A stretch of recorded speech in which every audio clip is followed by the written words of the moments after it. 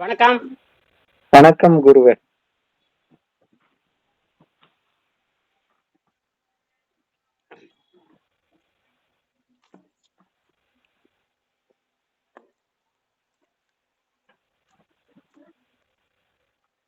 எப்பொருள் யார் யாரை கேட்பனும் அப்பொருள் மெய்ப்பொருள் காண்பது அறிவு. எப்பொருள் எத்தன்மையாயினும் அப்பொருள் மெய்ப்பொருள் காண்பது அறிவு.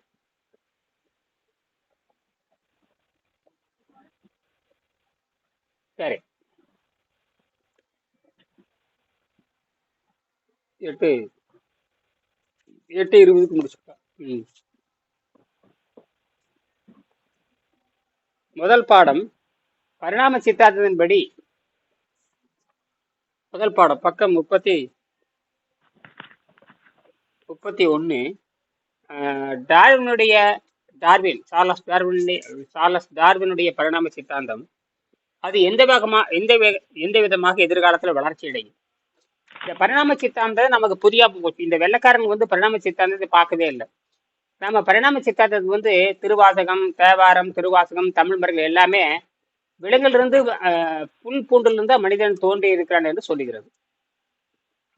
டார்வினும் அப்படித்தான். டார்வின் தான் பல கோடி ஆண்டுகளுக்கு முன்பாக மனிதன் பரிணாம வளர்ச்சியின் காரணமாக வாலில்லா குரங்காக மாறி, இந்த வாலில்லா குரங்கு, வால் இருக்கிற குரங்கு வேற, வாலில்லா குரங்கு வேற, அதுல சிறப்பு பெற்ற குரங்கு வேற, இப்படி நிறைய இருக்கு. அப்படி மாறி மாறி வர்றதுக்கு மனிதனா மாறி மாறி வர்றது இதெல்லாம் போய் கடைசியில நிமிந்து நின்று வானத்தை அண்ணாந்து பார்க்குற அளவுக்கு தகுதியா மாறிக்குது. இதெல்லாம் பல கோடி ஆண்டாயிருக்கு.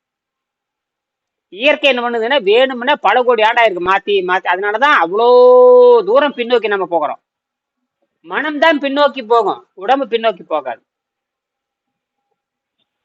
அப்ப அந்த 350 கோடி ஆண்டுகளுக்கு முன்பாக தோன்றி இந்த இயற்கையானது பிச்சை எடுத்து வாழாத நிலைக்கு கொண்டு போகுது. இது வரைக்கும் பிச்சை எடுத்து வாழ்ந்துட்டு இருக்கிறோம். என்னது பிச்சை எடுத்து வாழணும்? ஆரோக்கியத்துக்கு பிச்சை எடுக்கிறோம். இப்ப ஆரோக்கியத்துக்கு போய் பிச்சை எடுக்க போறான், ஆனா நோய் நல்லா இருக்கிறானா? இல்ல. பணத்தையும் கொடுக்குறோம். என்னது பணத்தையும் கொடுக்குறோம். பணத்தை கொடுக்குறோம், ஆரோக்கியம் தரானா? இல்ல. ஏன் அப்ப அது தவறான முறை அல்லவா? அவங்க நேற்று அவர் கேட்டார் இல்லையா, எனக்கு அந்த சிறுநீரக பிரச்சனை இருக்கு, சிறுநீர் கொஞ்சம் அப்படி இருக்குது, சிறுநீர் இப்படி இருக்குன்னு சொல்றானே. அப்படி இருக்குமானால் ஒரு மனிதனுக்கு என்னென்ன பக்க விளைவு இருக்குன்னு சொல்லணும். வர்ற மாதிரி தெரியுதுங்கிற அப்படியே வர்ற முன்னாடியே எல்லா வகையான இதையும் காட்டிடும்.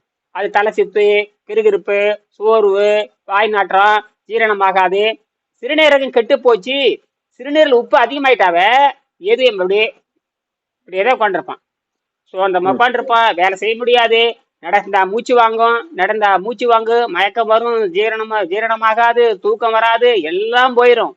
ரத்தத்துல கொஞ்சோன்னு உப்பு அதிகமானவ கால் வீங்கிக்கும், கை வீங்கிக்கும், மாரடைப்பு வரும், தலை சுத்து வரும், வாந்தி வரும், மயக்கம் வரும், கிறுகிறுப்பு வரும், எதுவுமே பண்ண. அப்படி இருக்கும் பொழுது வர்ற மாதிரி இருக்கு. என்னடா சொல்ற நீங்க? அதுக்கான அறிகுறியே இல்லடா.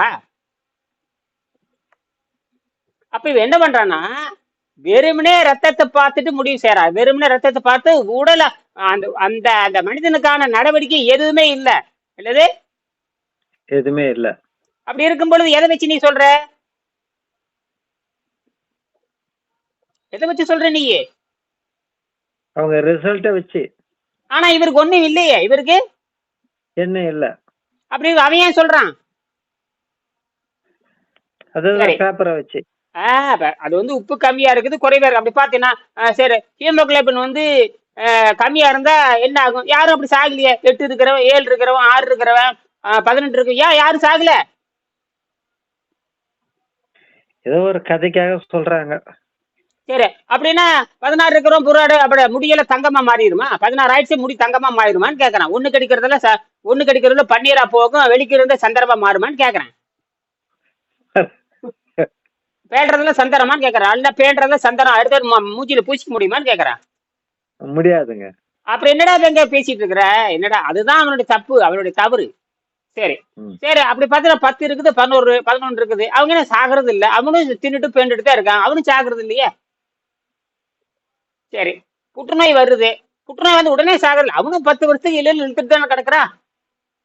சரி, சக்கரநோய் வருது, கை போய் கால் போய் அவன் சாகிறதுக்கு 30 வருஷம் ஆகுது. 30 வயசுல சக்கரம் வந்ததுன்னா அவன் சாகறதுக்கு 30 வருஷம் ஆகுது. அப்படி என்னடா வைத்தியம்ன்ற வைத்தியம்? அவன் வாழ்ந்துட்டு தான் இருக்கிறான். டெய்லி சம்பாரணை. அவன் போறான் வர்றான், வாழ்ந்துட்டு தான் இருக்கிறான். 60-70 வயசு அப்புறம் செத்து போறான்னு வச்சுக்கோ. அப்படி என்ன நீ மருத்துவம் பண்ற? அவனும் வாழ்ந்துட்டு தான் இருக்கிறான். உனக்கு சக்கரை நோய் இருந்தா செத்து போகணும். சக்கரை நோய் இருக்கிறவன் 40 வருஷம் ஒரு இருக்கான் இல்லையா? ஆமாங்க. அப்ப இதுல இருந்து என்ன தெரிஞ்சு? எல்லாமே அறகுறை, எல்லாமே அறகுறை. அப்ப ஆராய்ச்சி என்பது முடிவானதல்ல. அதாவது மருத்துவ ஆராய்ச்சி முடிவானதல்ல. அதுதான் சொல்றேன். மருத்துவ ஆராய்ச்சி என்பது முடிவானதல்ல. மருத்துவ ஆராய்ச்சி என்பது முடிவாக இல்லை. ம்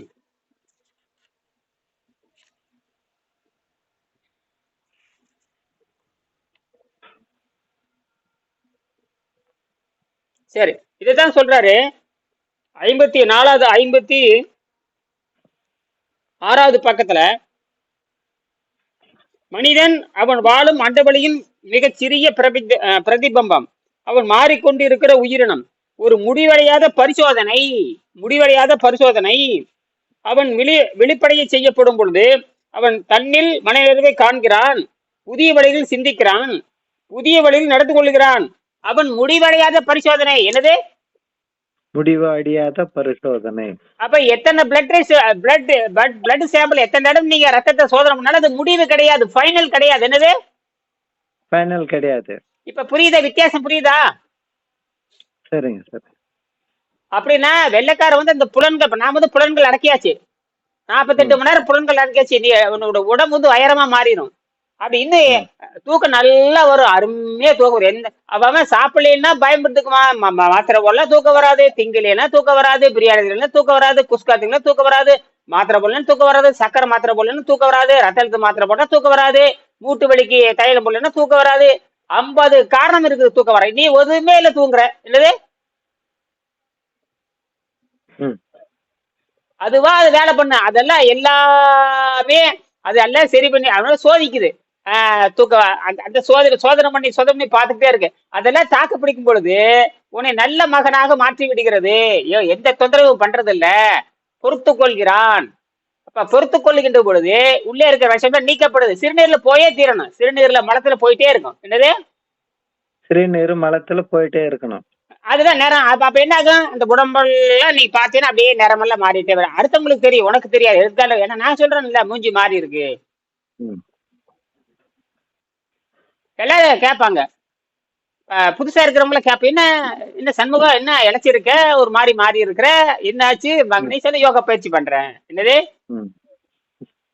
யோகா பயிற்சி பண்ணா அப்படித்தான் இருக்கும். யோகா பயிற்சி பண்ணா சுறுசுறுப்பா இருக்கலாம். தேவையில்லாதல கரையுதப்பா. என்னது? சும்மா சிம்பிளா தேவையில்லாத கரையுதப்பா. யோகா பயிற்சி பண்ணா தேவையில்லாத கரைச்சு போயிடும், கடைசியில் நிக்கும், கடைசியில் ஒரு பக்கம் நின்றுடும், கடைசியில ஒரு பக்கம் நின்றுடும். அதுதான் உண்மையான எடையப்பா. இது எனக்கு தெரியாம போச்சு, 50 வருஷமா தெரியல, இதெல்லாம் கண்டுபிடிச்சிட்டாங்க. அப்ப உண்மையான எடையை கண்டுபிடிக்கிறேன். உண்மையான கழிவுன்னு ஒரு 6 மாசம் போனா தெரிஞ்சு போயிடும். நான் அதுக்கு சுத்தம் பண்ணிட்டு வரேன். இப்படி சிம்பிளா எளிமையா பேசணும், சிம்பிளா எளிமையா பேசணும். விவாதமே பண்ணக்கூடாது. அது சாப்பிடறேன் சாப்பிடல அதெல்லாம் சொல்லணும். நான் ஏதோ சுத்தம் பண்றது சாப்பிடுறேன், அவ்வளவு. யோக பயிற்சியில சிலதெல்லாம் இருக்கு, சில உணவு ஒழுக்கம்ல சிலதான் இருக்கு. அவங்கள சொல்லி கொடுப்பாங்க, இப்படி இரு. நான் அப்பப்ப மாசம் செக் பண்ண 1000 ரூபாய் கொடுத்து செக் பண்றேன். ரத்தம்லாம் அருமையா இருக்குது, ரத்தம், கொலஸ்ட்ரால், சர்க்கரை கிக்கரை எல்லாம். நான் 50 வருஷமா கை சர்க்கரை இருந்தது, 50 வருஷம் மூட்டு வலி இருந்தது, 50 வருஷம் முதுகுவலி இருப்பல எங்க போச்சுன்னே தெரியல. என்னது?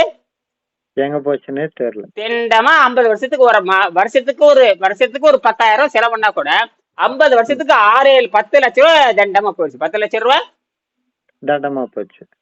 30 வயசுல சக்கரை நோய் வந்து 70 வயசுல 30 வயசுல சக்கரை நோய் வந்து 70ல சக்கரை வச்சுக்கங்க, வருஷத்துக்கு 1 லட்சம் ரூபாய் செலவு பண்ணுவான். அப்படி பாத்தீங்கன்னா ஒரு 60-70 ஆண்டுகள்ல 50 அவனுக்கு தெரியாமே 1/2 கோடி செலவு பண்ணிருப்பான். அவனுக்கு தெரியாமையே 1/2 கோடி செலவு பண்ணிருப்பான். என்ன பிரயோஜனம்? நாரி போயிரு உடம்பே, நாரி போடும். இது அப்படி இல்ல, நாம வேணும்னா பிரியாணி திங்கலாம், வேண்டானா குஸ்கா சாப்பிடலாம், வேண்டானா தள்ளி வச்சிடலாம். நம்ம அப்படியே அப்படின்னு என்ன அப்படியே சாகல. நாம இவ்வளவு உணவு குறைச்சிருக்குமே, ஏன் சாவு வரவில்லை? ஏன் ரத்தம் கெட்டு போகல? சுத்தப்படுத்துறேன் இல்லையா சாமி? அது யாருக்கு தெரியாது? பண்ணிக்க அந்த பிரிட்டிஷார முண்டங்களுக்கு தெரியும். சரி, நிறைவு செஞ்சுக்கலாம், முடிச்சுக்கிறேன் இதை மட்டும். அதாவது ஏன்னா இவர் பெரிய டாக்டர் ராதாகிருஷ்ணன், அவர் பெரிய நம்ம நாட்டினுடைய குடியரசு ஜனாதிபதியா இருந்தவர். டாக்டர் ராதாகிருஷ்ணன் தமிழ்நாட்டுக்காரர் அந்த காலத்துல. டாக்டர் ராதாகிருஷ்ணன் நம்ம நாட்டினுடைய ஜனாதிபதியா இருந்தவர். அவரு இந்த பிரம்மசூத்திரம்னு ஒரு ஆசிரியர் மாணவன், அந்த காலத்து பழங்காலத்து நூல் பிரம்மசூத்திரம். பிரம்மன்னா ஆசிரியர் மாணவன். ஆசிரியர் வந்து சொல்லிக் கொடுப்பாரு, மாணவர் வந்து கேள்வி கேட்பாரு. ஆசிரியர் சொல்லிக் கொடுப்பாரு, மாணவர் கேள்வி கேட்பாரு. நாம 2 பேரும் பேசுறோம்னு அதே மாதிரிதான். அது பேர் தான் பிரம்மசூத்திரம். வேற எந்த பிரம்மசூத்திரம் அப்படின்னா ஆசிரியர் வந்து சொல்லிக் கொடுப்பாரு, மாணவர்கிட்ட கேட்பான். சொல்றதை செய்யணும், அங்க எதிர்த்தாலும் பேச முடியாது. என்னது எதிர்த்து பேச முடியாது, அவன் உள்ளே வரக்கூடாது. ஏன்னா இது செய்முறை. நீ செஞ்சங்காட்டு ரிசல்ட் வந்திருக்குது. செய்யாம சும்மா இதை இட்லி தின்னு, தோசை தின்னு, பூரி தின்னு, பொங்கல் தின்னு, நான் திங்க சொல்ல போறேன், சுத்தப்படுத்துறா அப்படிங்கிறான். சுத்தப்படுத்துக்கின்ற பார்க்கத்தான் சரியா வருது. அது கெட்டு போன சதை தான் குறையுமே தவிர நல்லானதுக்கு அப்புறம் 1 மில்லிகிராம் கூட குறையாது. என்னது நல்லாயிட்டு 1 மில்லிகிராம் கூட குறையாது. மில்லிகிராம் சாதாரண எடை போட்டு போ, 1 மில்லிகிராம் கூட குறையாது. அப்ப என்ன தெரியுமா அர்த்தம்? உண்மையான உடையில், உண்மையான எடையில், உண்மையான சொந்த சதையில் வாழ்கிறாய். எனது சொந்த சதை, சொந்த சதை. இப்ப இங்க ஊழச்சதை சொல்றாங்களா, ஊழச்சதைன்னு சொல்றாங்க இல்லையா, டே ஊழச்சதைடாம்பாங்க. இப்ப கொஞ்ச நாள் போச்சுன்னா சொந்த சதையா மாறிடும். இன்னைக்கு 100க்கு 100 பேர் ஊழச்சதை தான். என்னது நாத்தம், 100க்கு 100 பேர் ஊழச்சதை.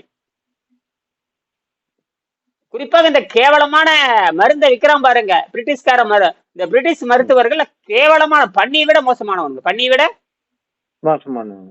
அது விலங்கு பத்தி பேசக்கூடாது. விலங்குக்கு மனிதன் ஒப்பிட்டு பார்க்க முடியாது. ஆனால் அதை விட நீ மோசம் சொல்றவாங்க, அவன் பண்ணி பய. சரி, அப்ப பரிணாம சித்தாந்தத்தின்படி நாம் பல கோடி ஆண்டுகளுக்கு முன்பாக தோன்றி நாம் படிப்படியாக நமக்கு நாமே மருத்துவரா மாறிவிடுகிறோம். நமக்கு நாவே நம்ம ஆற்றலை எடுத்துக்கொள்கின்றோம். விரும்பினால் ஆடம்பர உணவு, இல்லை என்றால் நேரடியாக ஆற்றலை காற்றில் இருக்கிற நைட்ரஜன் அணுக்களை புரோட்டீனாக மாற்றிக் கொள்கிறோம். இது அடிக்கடி நீ மனசுல வச்சுக்கிட்டே இருக்கணும். காற்றில் இருக்கிற நைட்ரஜன் அணுக்கள், கண்ணுக்கு தெரியாத அணு, நைட்ரஜன் அணுக்கள் புரோட்டீனா மாறுது. என்னது புரோட்டீனா மாறுது, அந்த அணுதான் உள்ள போகுது. இப்படி இழுத்தீங்கன்னா அப்படி அணுக்களா போக, கண்ணுக்கு அந்த அணுக்களா போனோடனே புரோட்டீன் அணுக்களா மாறிடும். ஆட்டமா தான் போகுது. என்னமா மைசூர்பா மாதிரி, ஜிலேபி மாதிரி, லட்டு மாதிரி எல்லாம் போகாது. புரியுதா? அதெல்லாம் வந்து போதை பொருள். அதெல்லாம் வந்து போதை பொருள். இப்ப நான் வந்து காலையில கூட 4 ஜிலேபி சாப்பிட்டு வந்தேன். அது போதை பொருள், அவ்வளவுதான். திங்கர் நல்ல உணர்த்தியா இருந்தது, திங்கருக்கு நல்லா இருந்துச்சு. ஆமா, அது வெளிக்கு போக எனக்கு தெரியும். ஆனா நாக்கு ருசியா இருக்குது இல்ல.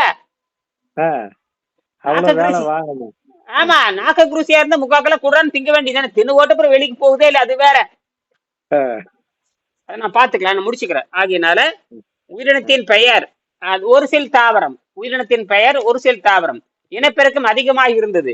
ரெண்டாவது பாத்தீங்கன்னா புழுக்கள், புழுவா மாறுச்சு. புழுவா மாறுறப்ப தொடுகின்ற அறிவு, நகருகின்ற அறிவு இருந்தது. இனப்பெருக்க வேகம் கொஞ்சம் குறைஞ்சிருச்சு. 3வது பாத்தீங்கன்னா பூச்சிகள் வந்தது. அப்ப தொடு அறிவு, நகருகின்ற அறிவு, பாக்குகின்ற அறிவு ஆச்சுங்களா. 3 தன்மை. அப்ப இனப்பெருக்க வேகம் குறையுது. இங்க இனப்பெருக்க வேகம் குறையுது, அறிவு அதிகமாகுது. ஒரு பக்கம் குறையுது, ஒரு பக்கம் அதிகமாகுது. இது இயற்கை. ஒரு பக்கம் மேடா இருக்கும், ஒரு பக்கம் பள்ளமா இருக்கும். ஆமாங்க. ஒரு பக்கம் பிளஸ் சார்ஜ், மைனஸ் சார்ஜுமா, நெகட்டிவ் பாசிட்டிவ்மா, இப்படித்தான் இருக்கும். இதை நாம புரிஞ்சுக்கணும். இதை நான் புரிஞ்சுக்கிட்டோம்னா நீங்க ஒரு பொருளை உள்ளேயும் ஏத்தலாம், கரைச்சியும் விடலாம். அதிகமாகவும் கொண்டு போகலாம், குறைச்சி கொண்டு போகலாம். நீ எந்த அளவுக்கு நீங்க உடம்புக்கு கரைக்க பாக்குறியோ அந்த அளவுக்கு ஆரோக்கியம் 1000 மடங்கு பெருகிட்டே போகும். ஏன்னா அது மருத்துவராகவே மாறிடும். என்னது முழுக்க மருத்துவரா மாறி உங்க ஜீரண நீரை அமைதிப்படுத்தாது, சாவடிக்கிற நீரவே நிறுத்திடும். அப்ப சாவடிக்கிற நீரே நிறுத்திட்டோம்னா உள்ள இருக்கிற மரபணு இருக்கு இல்லையா, கண்ணுக்கு தெரியாத மரபணு, அந்த மரபணு போய் சாகா நிலையை கொண்டு அது எழுதிரும். சாகா நிலையை கொண்டு அது சித்திரகுப்த யம தர்ம இப்படி சொல்றாங்க இல்லையா, அதெல்லாம் கிடையாது. இப்படி சுத்தம் பண்ணும் பொழுது அந்த கையெழுத்தையே மாத்தி விடுறது, தலையெழுத்தையே மாத்தி விடுறது, தலையெழுத்தவே மாத்திரும். இதுதான் ரகசியம். அதுக்கு பெருங்குடல் சுத்தமா இருக்கணும். என்னது பெருங்குடல் சுத்தமா இருக்கணும். சரி, அப்படி 3வது பாத்தீங்கன்னா பல வகை பூச்சிகள், தொடுதல், நகர்தல், காணுதல், மேலும் இனப்பெருக்க வேகம் குறைகிறது. 4வது 32ஆம் பக்கம், 31ஆம் பக்கம். சரி, பல வகையான பாம்புகள் முதலியன. தொடுதல், நகர்தல், காணுதல், முகர்தல். மேலும் இனப்பெருக்க வேகம் குறைகிறது. 5வது பறவைகள், மிருகங்கள், பாலூட்டிகள். தொடுதல், நகர்தல், காணுதல், முகர்தல், வாய் ருசி.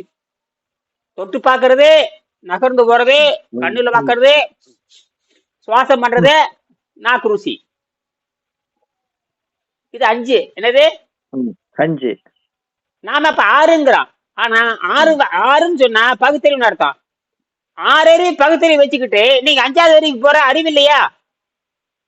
6 வந்துட்டா 7க்கு போகணும். 6 வந்துட்டா 7க்கு போகணும். நீ 6ல இருந்து எங்க போற? 5க்கு போற.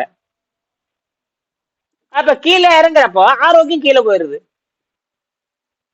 அப்ப வாய் ருசிக்கு ஏமாறவன் தான் 100 பேர். வாய் ருசிக்கு ஏமாறவன் தான் 100 பேர். இது இந்த வெள்ளைக்கார முண்டங்களுக்கு இது தெரியாதனால நீ சாகிற வரைக்கும் சாப்பிடு, நானும் சாப்பிடுறேன், நீயும் சாப்பிடு, நானும் சாக போறேன், நீயும் சாக போற, எனக்கும் சக்கரை நோய் இருக்குது, உனக்கும் சக்கரை நோய் இருக்குது. சரி, நமக்கு சக்கரை நோய்க்கு நீ போட பீஸ் வாங்குற, ஆண்ட நீ யாருக்கிட்ட பீஸ் கொடுக்குற? அறிவு கட்ட முண்டோ. அப்ப நான் வந்தா எனக்கு பீஸ் கொடு. நீ வந்து நான் உனக்கு அப்படி கொடுக்கணும் இல்ல. நோயே நல்லாகுதுங்கிற நம்ம பணத்தை வாங்கிக்கிற, பணத்தை வாங்கிட்டு மாத்திரை சாப்பிட்டுக்க. தினம் என்ன மயிருக்கு வர. ஆனா நீ எந்த சக்கரை நோயில் இருக்கிற? எந்த எவங்கிட்ட நீ போற? நான் உங்ககிட்ட வரும்போது நீ எவங்கிட்ட போற?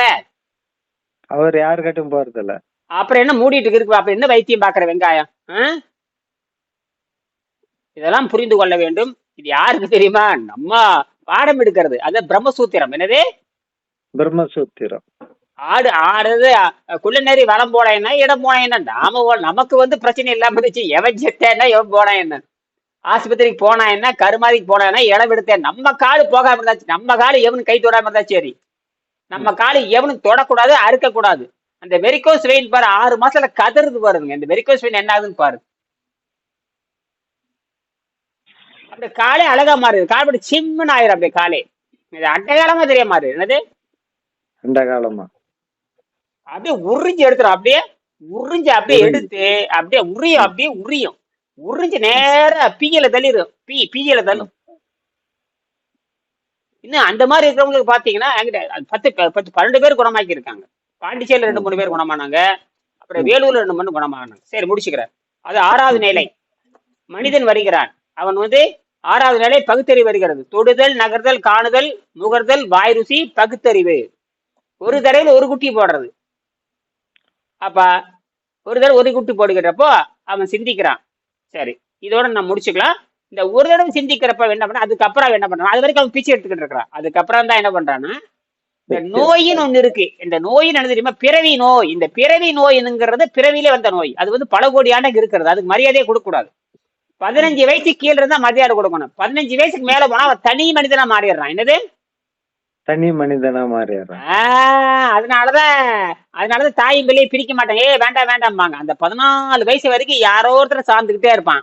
15 வயசுக்கு அப்புறம் பெரிய மனுஷன்ருவாங்க. என்ன பெரிய மனுஷன், அவனுக்கு அது பண்ணு, அது சட்டை கொடு, வேட்டி கொடு, துண்டை போடு, தலப்பா கட்டு, பொட்டு வை, 2 நாளைக்கு சாப்பாடு குடிச்சுட்டு அந்த ஜோல்டிங் வேலையெல்லாம் பண்றது. நீ பெருசாயிட்டான், பெரியவன் ஆயிட்டான், மாப்பிள்ளை ஆயிட்டான் அப்படின்லாம் சொல்றது. புரியுதா?